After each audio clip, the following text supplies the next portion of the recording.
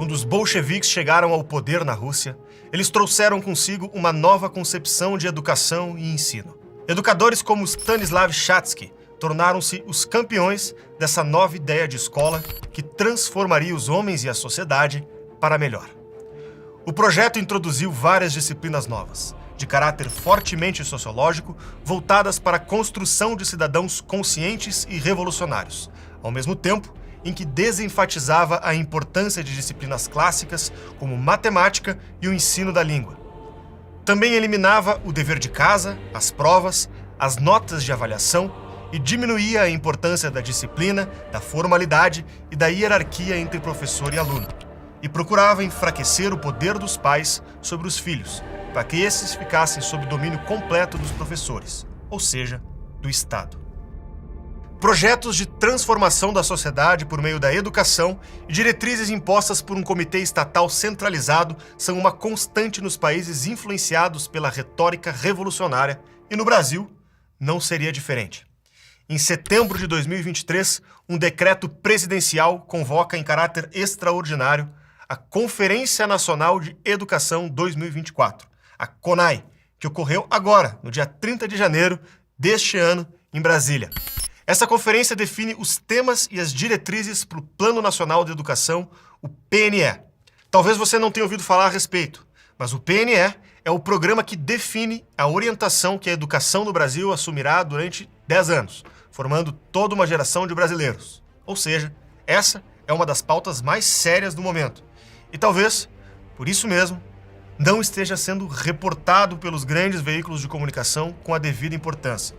Agora, nós vamos revelar a você o que está sendo planejado para a educação no Brasil por uma ampla articulação entre grupos progressistas e o governo. Preste bastante atenção, porque o tipo de pessoa que o seu filho ou filha vai ser daqui a 10 anos depende disso.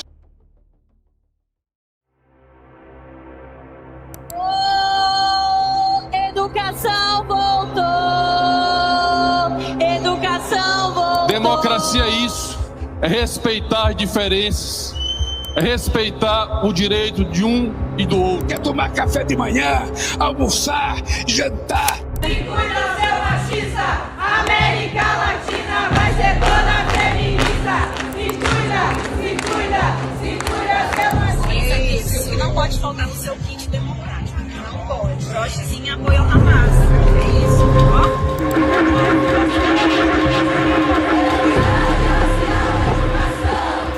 Quem é que dizia que o povo não ia voltar a comer picanha? Quem é que dizia que o povo não ia voltar a tomar cervejinha?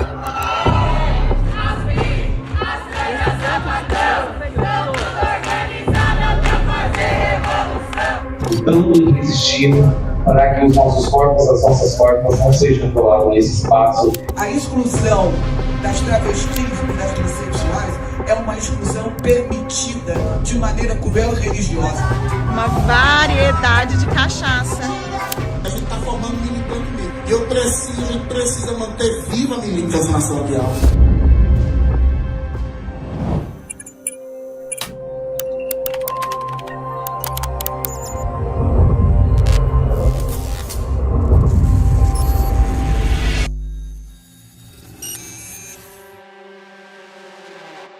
Em uma época normal, a criação e aprovação de uma diretriz para o ensino seria apenas uma matéria entediante e burocrática, sem nenhum interesse especial para o grande público. No entanto, não vivemos em uma época normal. O país se vê fraturado em duas visões de mundo opostas e hostis, que se enfrentam em vários campos, um dos quais é a educação. O que está em jogo não é nada menos do que a total conquista dos corações e mentes dos jovens do Brasil. Quando se fala em educação, o que está em jogo é o futuro. O Plano Nacional de Educação é um planejamento feito de 10 em 10 anos que visa estabelecer diretrizes e estratégias através de 20 metas para o avanço da educação brasileira. Todo o funcionamento do sistema educacional se baseia no PNE e, através das suas estratégias e diretrizes, busca-se o avanço da educação. Há muitos motivos para olhar com atenção para o processo que definirá o Plano Nacional de Educação para os próximos 10 anos. Para começar, o caráter extraordinário em que a Conferência Nacional de Educação foi convocada pelo governo. A participação desproporcional de agentes políticos sem nenhum conhecimento ou credibilidade no tema da educação, como o MST, CUT, a Associação Brasileira de Lésbicas, Gays, Bissexuais, Travestis, Transsexuais e Intersexos, bem como diversas ONGs e movimentos sociais cujos interesses se alinham com o de fundações estrangeiras, como a de Jorge Soros. Há também o fato de todo o processo ter sido conduzido de forma apressada e pouco transparente, e a hostilização e tentativa de silenciamento dos participantes não alinhados com as pautas progressistas. Olha, o documento, que tinha um monte de ataques e vários pontos deficientes, foi submetido aos municípios dias antes da realização de conferências municipais. Não houve tempo hábil para debate, para aprofundamento. Foi muito, muito corrido. Tanto assim que o decreto saiu em setembro, depois o documento saiu em cima da hora das conferências. Então, realmente, esse debate precisa ser bem aprofundado. A mídia sequer havia noticiado sobre a CONAI. Eu, pelo menos, não vi nenhuma notícia relevante sobre a CONAI, sobre a sua realização. E é um tema que deveria ser fortemente divulgado. O envolvimento da população na CONAI, nas etapas municipais e estaduais, principalmente, era de suma importância. A conferência foi convocada em caráter extraordinário justamente para manter a hegemonia da esquerda dentro da educação brasileira. Esse quadro preocupante se confirma quando analisamos o teor do documento final, que servirá de base para a elaboração do PNE. As intenções políticas e orientação ideológica são evidentes e substituem a abordagem tradicional focada no aprendizado de habilidades e conhecimentos úteis para o indivíduo, preparando para a vida em sociedade e profissional. Já na introdução, ocorre uma menção ao impeachment da então presidente Dilma Rousseff, dando um teor de revanche ao documento. Teor reforçado com a defesa do fim da reforma do ensino médio, aprovada em 2017 no governo Temer. O comportamento de professores e delegados presentes na conferência deixa claro o seu caráter inegavelmente político-partidário.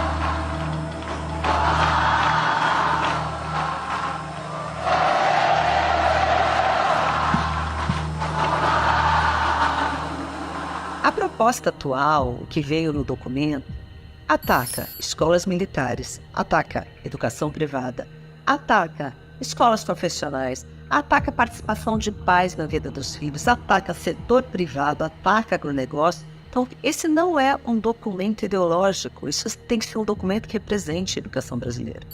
Ataque ao homeschooling. Homeschooling nada mais é do que a possibilidade dos pais escolherem como educar seus filhos. Isso é de suma importância em qualquer lugar do mundo, mas é mais ainda no Brasil, onde nós temos um modelo educacional totalmente falido. Então você não dá aos pais a possibilidade de ao menos escolher como educar os seus filhos e transferir isso para o Estado, é um modelo totalmente soviético e vai totalmente na contramão das liberdades individuais que nós defendemos. Atacaram também o agronegócio de maneira muito veemente, o agronegócio que sustenta o PIB brasileiro, o agronegócio que gera emprego e renda e o agronegócio que alimenta o mundo. A associação de pais que estava presente na CONAI foi a associação mais vaiada, mais xingada, mais hostilizada. E por fim, e não menos importante, fazem também um ataque brutal às escolas particulares. Tratam as escolas particulares como verdadeiros carrascos da educação. Bom, esses ataques às famílias educadoras, às escolas militares, a luta contra a doutrinação ideológica, as escolas privadas, tudo isso claramente vai contra os interesses de uma parcela significativa da população. E também atenta contra o princípio constitucional da pluralidade de concepções pedagógicas, que não é nunca colocado em prática. E também tem a luta contra o agronegócio, que cria ainda um ressentimento contra aqueles que produzem e geram riqueza no Brasil, que é uma postura típica de socialistas, né? E isso sem contar que o documento reforça pautas identitárias que não estão por si só atreladas à qualidade da formação intelectual das crianças. A sanha persecutória e revanchista salta aos olhos no uso despudorado de termos pejorativos para se dirigir a setores significativos da população que calham de não compartilhar os valores dos ativistas da CONAI. Um flagrante desrespeito à Constituição, que em seu artigo 205 afirma: a educação, direito de todos e dever do Estado e da família, será promovida e incentivada com a colaboração da sociedade, visando o pleno desenvolvimento da pessoa, seu preparo para o exercício da cidadania e a sua qualificação para o trabalho. O documento final da CONAI está longe de ser um texto pautado por considerações técnicas e lastreado na vivência democrática. É um documento passional que reflete a visão de uma eterna luta ideológica em uma sociedade dividida entre nós contra eles, amigos ou inimigos. Assim, também encontraria o artigo 1º da Constituição, que preconiza o pluralismo político.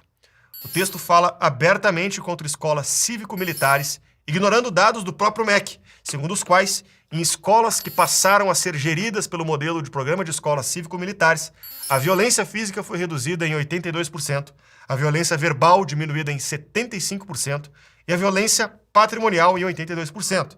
A evasão e o abandono da escola diminuíram em quase 80%. E 85% da comunidade respondeu satisfatoriamente ao ambiente escolar após a mudança para o modelo cívico-militar. Infelizmente, a CONAI parece operar por um parâmetro segundo o qual, se alguma coisa funciona e se é boa para o Brasil, deve ser interrompida imediatamente. Assim como no caso da experiência bolchevique do começo dos anos 20 da União Soviética, a noção de educação progressista moderna se afasta da experiência consagrada no ensino ocidental, que visa formar adultos dotados de cultura, conhecimento e capacitação, e privilegia o ensino de disciplinas de teor sociológico e identitário. Já não é mais uma educação para brasileiros, mas para determinados grupos privilegiados que deverão receber tratamento especial. Nessa visão, o ensino tradicional de disciplinas como matemática e português é visto como mera ferramenta perpetuadora de opressão e preconceito. Agora, o domínio da matemática é associado com o racismo e colonialismo. E o mesmo acontece com o domínio da norma culta da língua. É possível ver claramente o que a CONAI considera como os elementos mais importantes da educação. O termo racismo aparece 24 vezes no documento. Sexual aparece 26 vezes. Gênero, 39. Diversidade, 137 vezes. O termo matemática aparece apenas 4 vezes.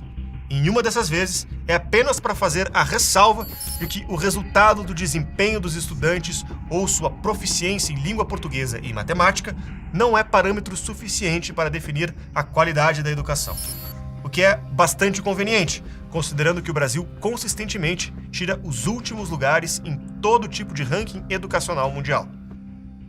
Certamente, é mais fácil mudar no Brasil os parâmetros pelos quais a educação é avaliada no mundo inteiro do que efetivamente elevar a qualidade da educação. O declínio da educação no Brasil é uma ferida antiga na alma nacional, que décadas de governo de esquerda apenas pioraram, apesar das promessas. A progressão continuada, que passa os alunos de ano, mesmo que não tenham aprendido nada, inundou o mercado com profissionais que desconhecem os rudimentos da matemática e da própria língua, ao ponto que antigas referências de qualidade no quesito, hoje em dia, cometem erros grotescos costumeiramente. Esse é o resultado prático das diretrizes educacionais que assolam o país há décadas e que agora retornam com força redobrada. Há também a questão de que falta ao texto final da CONAI o rigor técnico e a objetividade que se espera de um documento que vai nortear ações em escala nacional. O texto parece ignorar a necessidade de fundamentar as propostas de maneira prática, como se partisse do pressuposto de que essas propostas já estão justificadas sem necessidade de maiores explicações. O texto tampouco se preocupa em oferecer indicadores adequados para monitorar o progresso efetuado, ou em se certificar de que determinados valores são alcançáveis dentro dos prazos estabelecidos. Esse já é um problema crônico do PNE. Por exemplo, em sua edição anterior, de 2014, ela já estipulava que 10% do PIB nacional seria destinado à educação.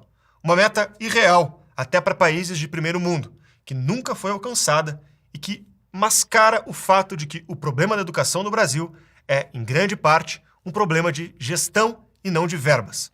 Um documento sério traria propostas de onde esses recursos sairiam, se viriam de outras áreas, de novos impostos, entre outras informações indispensáveis. A ausência desse tipo de preocupação é, no mínimo, intrigante, considerando que o governo federal já disponibilizou guias práticos para o desenvolvimento e a avaliação de resultados em políticas públicas, mas a CONAI não utilizou nenhum deles. Fica-se com a impressão de que o PNE, em vez de um documento sério, norteador de ações, é uma grande lista de desejos sem nenhuma conexão com o que é possível fazer na vida real. Mas talvez essa nunca tenha sido a preocupação norteadora da CONAI, e o verdadeiro poder de ação do PNE 2024 esteja em outra parte.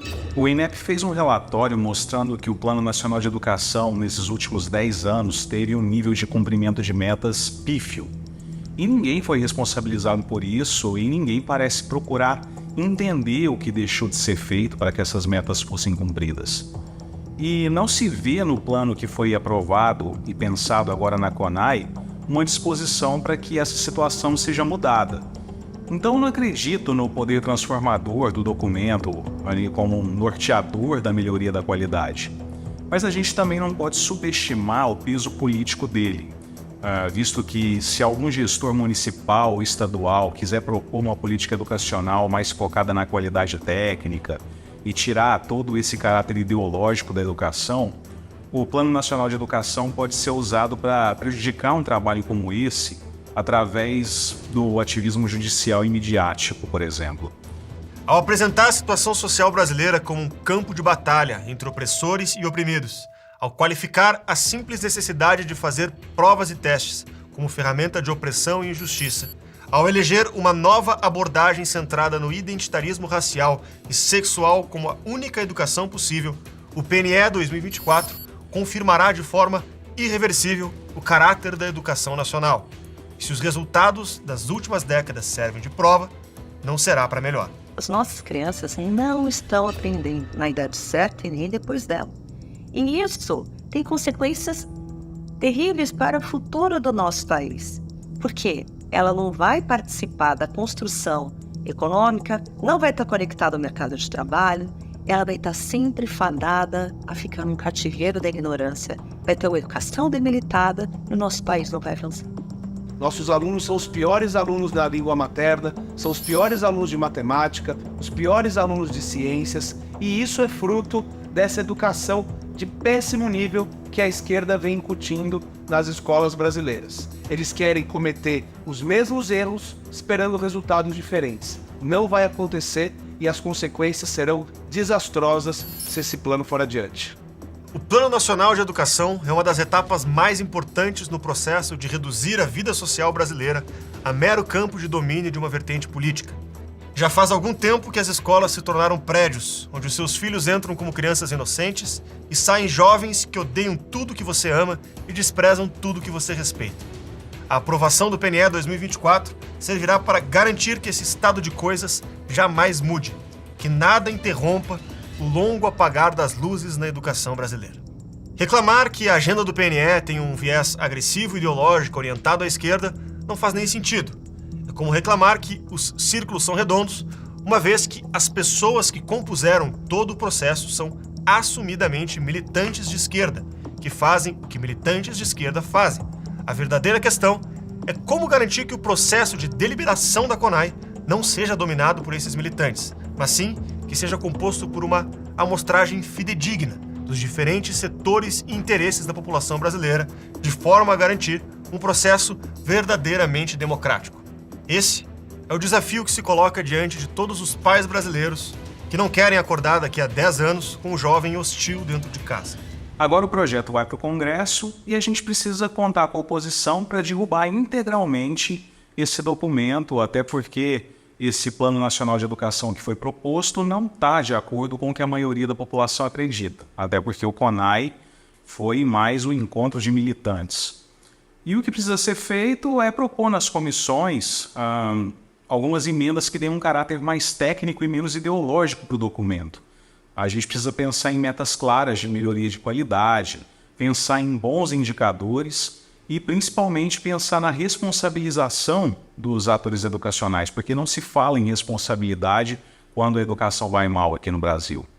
Tudo vai depender da nossa mobilização. A gente sabe que a esquerda é historicamente mobilizada, mas está acontecendo algo muito bacana. Nós estamos super organizados, a carta que mandamos para o ministro, as reuniões, contaram com a assinatura de quase 100 parlamentares, tem muita mobilização também, e esse debate vai ter que acontecer. É muito importante que todos os deputados, que todos os senadores, que toda a sociedade civil esteja engajada para não permitir que o plano seja aprovado no Congresso. Então é importante que o povo esteja mobilizado, consciente e que pressione os seus deputados para que dentro do Congresso Nacional isso não seja aprovado. Em qualquer ambiente regido pelo bom senso, após décadas de declínio e fracasso, seria possível avaliar os resultados, confrontá-los com as expectativas e, a partir disso, traçar uma nova rota.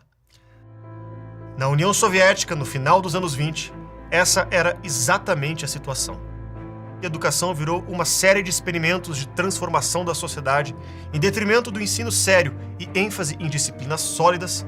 O resultado foi apenas o aumento do caos no ensino e o declínio dos resultados escolares, assim como vem acontecendo no Brasil. Percebendo os efeitos deletérios na sociedade e a piora na educação, Stalin interveio e decretou que o programa de educação da União Soviética retornaria aos moldes tradicionais, que privilegiam a disciplina, a ordem, o conhecimento e o domínio formal das matérias. Com o retorno dos valores tradicionais de educação, das provas, das notas e de uma metodologia clara de avaliação, pavimentou-se o caminho por um período de florescimento em que a União Soviética amealhou 30 prêmios Nobel e chegou a competir durante algum tempo com a maior potência global no campo mais avançado da tecnologia, a corrida espacial. Era o fim da época dos experimentalismos na educação. Infelizmente, no Brasil, uma reavaliação dos caminhos que temos seguido na educação parece cada vez mais difícil. Aqui, nós apenas dobramos a aposta e aceleramos em direção ao abismo.